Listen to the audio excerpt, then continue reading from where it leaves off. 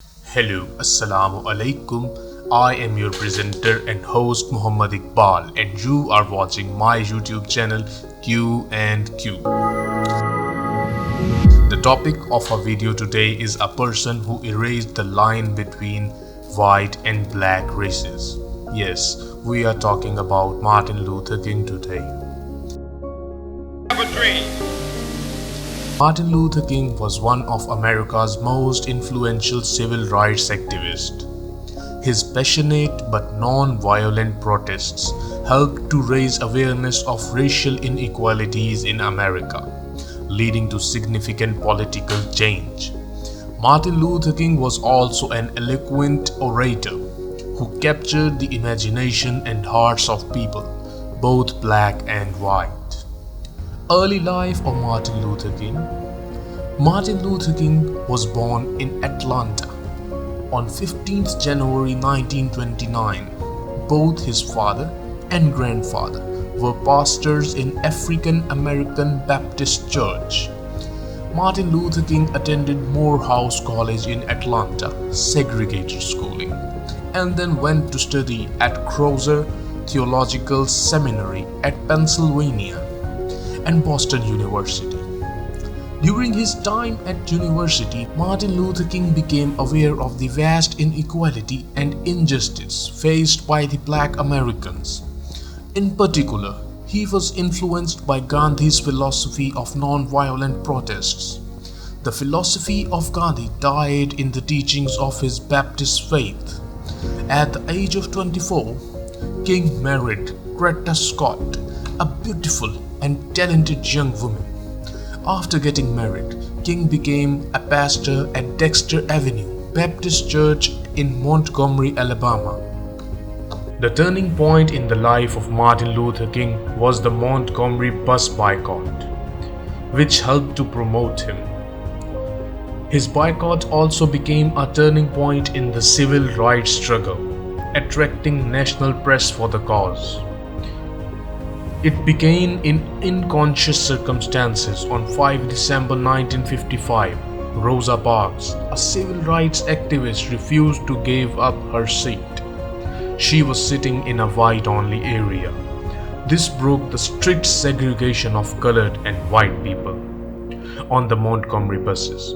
The bus company refused to back down. So Martin Luther King helped to organize a strike where colored people refused to use any of the city buses. The boycott lasted for several months. The issue was then brought to the Supreme Court, who declared the segregation was unconstitutional.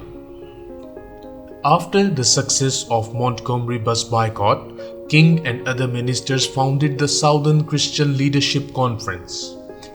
This proved to be a nucleus for the growing civil rights movements. Later, there would be arguments about the best approach to take. In particular, the 1960s saw the rise of Black Power movement, epitomized by Malcolm X and other black nationalist groups. However, King always remained committed to the ideals of non-violent struggle.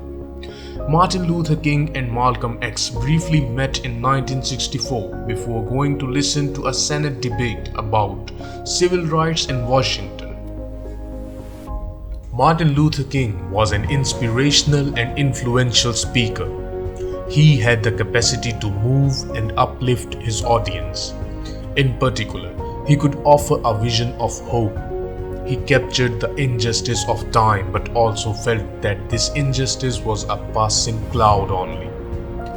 King frequently made references to God, the Bible, and his Christian faith. And this is what Jesus means when he said, "How is it that you can see the mote in your brother's eye and not see the beam in your own eye?" Or to put it in Moffat's translation, "How is it that you see the splinter in your brother's eye and fail to see the plank in your own eye?" And this is one of the tragedies of human nature. So we begin to love our enemies and love those persons that hate us, whether in collective life or individual life, by looking at ourselves. Martin Luther King. His speeches were largely free of revenge. instead focusing on the need to move forward. He was named as the Man of the Year by Time magazine in 1963. It followed his famous and iconic "I Have a Dream" speech delivered in Washington during Civil Rights March. I have a dream that one day this nation will rise up and live out the true meaning of its creed. We hold these truths to be self-evident, that all men are created equal.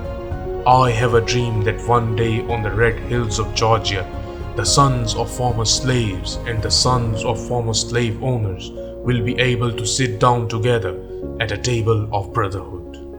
The following year, Martin Luther King was awarded the Nobel Peace Prize for his work towards social justice. King announced he would turn over the prize money, $54,123, to the civil rights movement. With the prestige of the Nobel Prize, King was increasingly consulted by politicians such as Lyndon Johnson.